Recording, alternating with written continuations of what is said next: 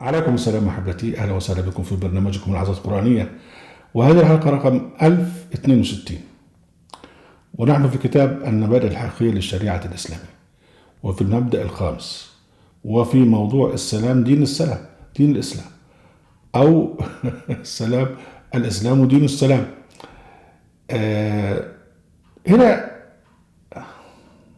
دايما بتأتي لي في الفتاوى أسئلة كتيرة. بقى واحدة مسلمة في أمريكا مثلا أو كذا، وعايز اتجوز واحد مسيحي او واحد كذا او واحد كذا، وطبعا بنفس الرد. واحنا عملنا حلقات في لنا شركة ابن رشد ميديا، وعملنا حلقات يعني تطوعنا فيها وتكلفناها كتير في يعني الزواج المختلق وحق المرأة المسلمة أن تتزوج غير مسلم طالما أن هم مع بعض مسالمين، وطالما أنه هو زواج شرعي.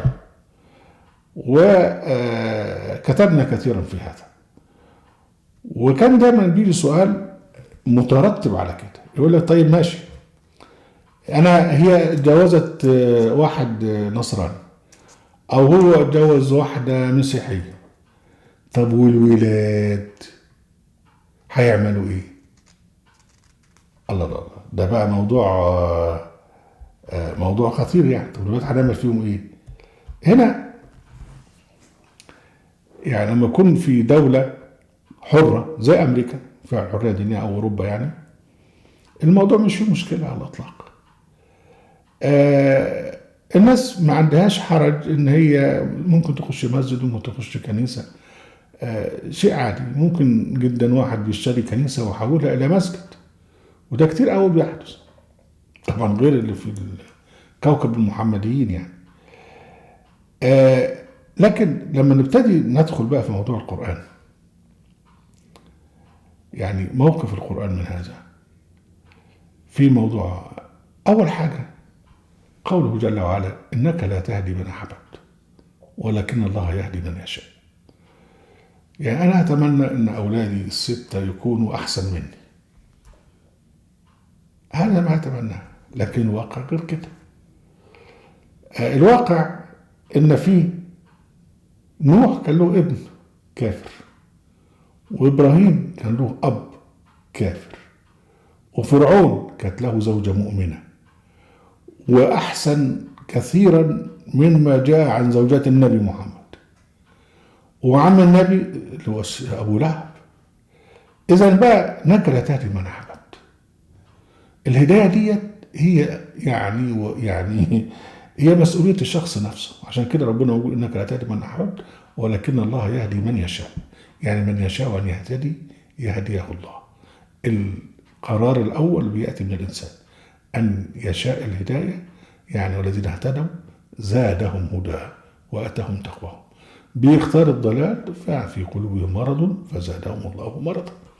فالأمر متوقف بالنسبة بقى إذا كنت أنت متجوز واحدة مسيحية، مش بيتوقف الأمر عليك أو عليها، لكن بيتوقف على الولد نفسه لما يكبر.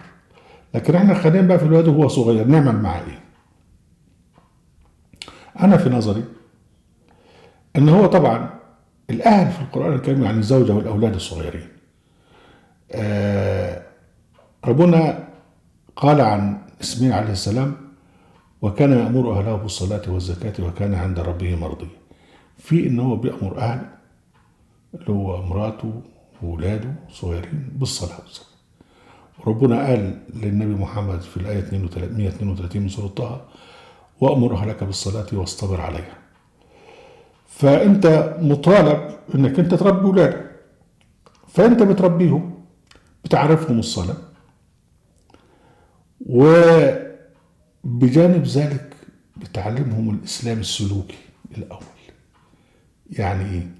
يعني في الوقت ده وهو صغير تعلمه إن هو ما يكذبش، وإن هو يكون أمين، وإن هو يكون كريم، وإن هو يكون شجاع. إذا ماشي ولقي حاجة مرمية على الأرض مش بتاعته ما ياخدهاش، مش بتاعته. لا يأخذ ما ليس حقا له. اللي هي العدل والإحسان والرحمة،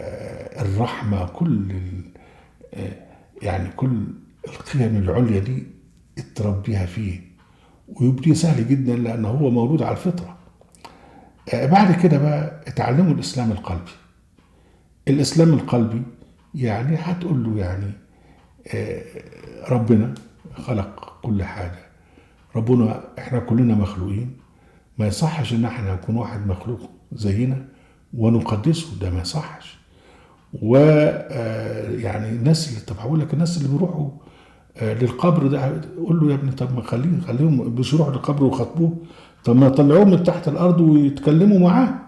يعني اروني الذين الحقتم به شركاء، طبعا مش هيقرا الايات لكن هو هيتكلم عقليا.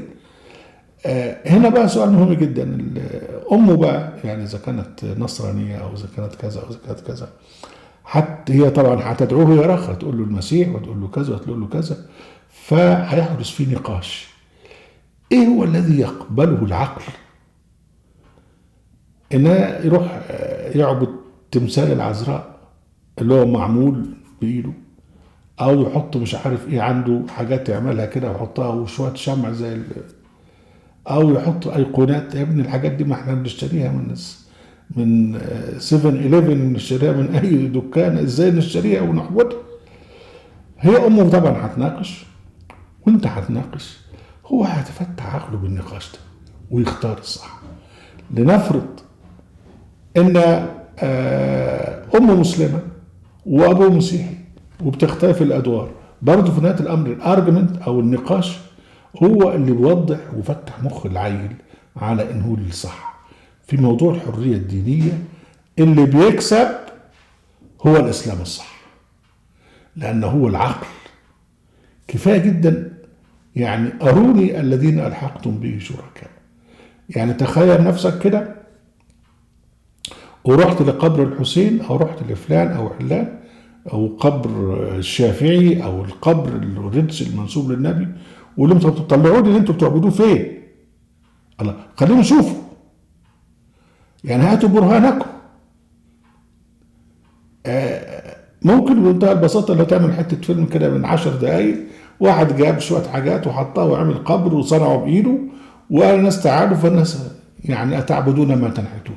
يعني حين تكون هناك حريه دينيه يكسب الاسلام، يعني ان الباطل كان زهوقا. اهلا وسهلا بكم احبتي برنامجكم العزاز القراني في قناه اهل القران في موقع اهل القران. لا تنسوا المشاركه بشير ولايك، وعليكم السلام.